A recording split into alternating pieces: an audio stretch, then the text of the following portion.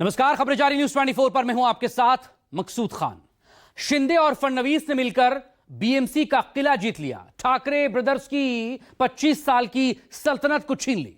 महायुति ने मुंबई पर कब्जा तो कर लिया, लेकिन अभी ट्विस्ट की भी संभावना नजर आ रही है, और वो इस वजह से कि एकनाथ शिंदे ने अपने पार्षदों को होटल में शिफ्ट कर दिया है या होटल अरेस्ट कर दिया है।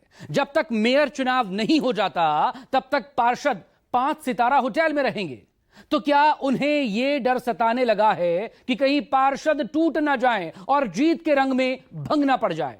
इस बीच सूत्रों से खबर यह भी कि शिंदे 2.5 साल का फॉर्मूला चाहते हैं, यानी 2.5 साल शिवसेना का मेयर और 2.5 साल के लिए बीजेपी का मेयर। अब यह फॉर्मूला फिक्स होता है या नहीं, यह तो चुनने के वक्त पता चलेगा। लेकिन इस बीच महाराष्ट्र की सियासत में जयचंद का जिक्र एक बार फिर से होने लगा है। देखिए इसी पर यह रिपोर्ट।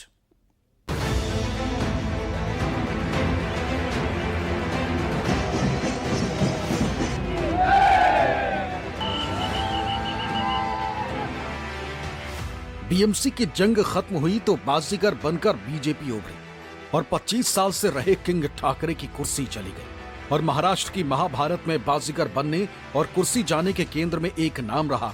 वो नाम है एकनाथ शिंदे, महाराष्ट्र के डिप्टी सीएम। शिंदे फडणवीस के लिए जहां सिकंदर बने, वहीं ठाकरे ब्रदर्स के लिए बीएमसी से निकाला की बड़ी वजह। बीजेपी के लिए नायक बने तो उद्धव की शिवसेना के लिए खलनायक। वही शिंदे जिसने पहले उद्धव की शिवसेना तोड़ी, सत्ता से बाहर किया, और अब बीएमसी हार की वजह बने। हार बड़ी है तो हमला भी बड़ा हुआ। बिना नाम लिए उद्धव गुट ने हार की वजह जयचंद को बताया। उनको लगता था कि हम मुंबई जीत नहीं पाएंगे।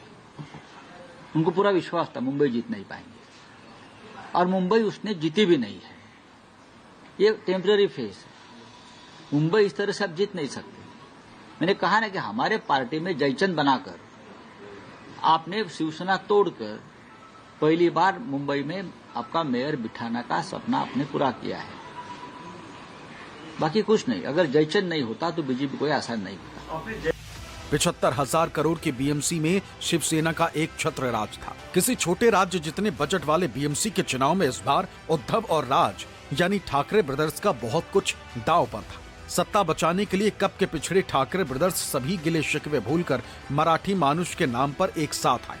लेकिन ठाकरे ब्रदर्स की जोड़ी कुर्सी बचा नहीं पाई और शिंदे और फडणवीस की जोड़ी हिट हो गई।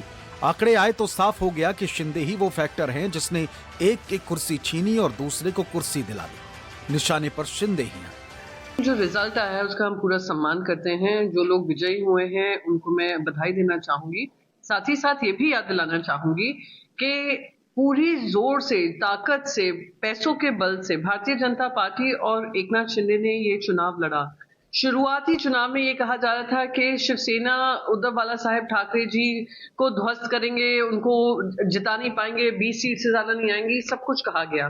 जो डेवलपमेंट फंड्स थे उसमें भी भेदभाव किया गया। 1000 करोड़ से ऊपर उन्हीं के कॉर्पोरेटर्स को दिया गया। 45 से ज्यादा हमारे 54, इनफैक्ट 45 से ही 54 हमारे कॉर्पोरेटर्स थे जो शिंदे सेना में चले गए और भारतीय जनता पार्टी में चले गए। आंकड़े देखिए, शिंदे फैक्टर ना होता तो उद्धव का बीएमसी में राज होता। नतीजे आए तो बीजेपी सबसे बड़ी पार्टी बनी। समझिए, बीएमसी में कुल 227 सीटें, मेयर के लिए 114 सीटें चाहिए। बीजेपी को 89 सीटें मिली, शिंदे के खाते में 29 सीटें गई। दोनों को मिला दें तो यह आंकड़ा 118 हो जाता है, यानी बहुमत से भी ज्यादा। उद्धव को 65 सीटें मिली तो कांग्रेस ने 24 सीटों पर बाजी मारी। उद्धव के साथ आए भाई राज ठाकरे के खाते में सिर्फ 6 सीटें गई। तीनों को मिलाकर होती हैं 95 सीटें। अगर शिंदे की 29 सीटें इधर होती तो यह आंकड़ा 124 पहुंच जाता, मतलब बहुत से भी काफी ज्यादा, और बीजेपी काफी दूर रहती। इसलिए शिंदे को टारगेट पर लेकर उद्धव एक साथ बीजेपी और शिवसेना पर निशाना साध रही। एक तरफ जयचंद जैसे शब्दों का इस्तेमाल कर रही है तो दूसरी तरफ बीजेपी पर धोखे से चुनाव जीतने का आरोप भी लगा रही है। त्याला असं वाटत असेल कदाचित की शिवसेना त्यांनी कागदावरती संपवले, पण जमिनीवरची शिवसेना ती काही संपवली।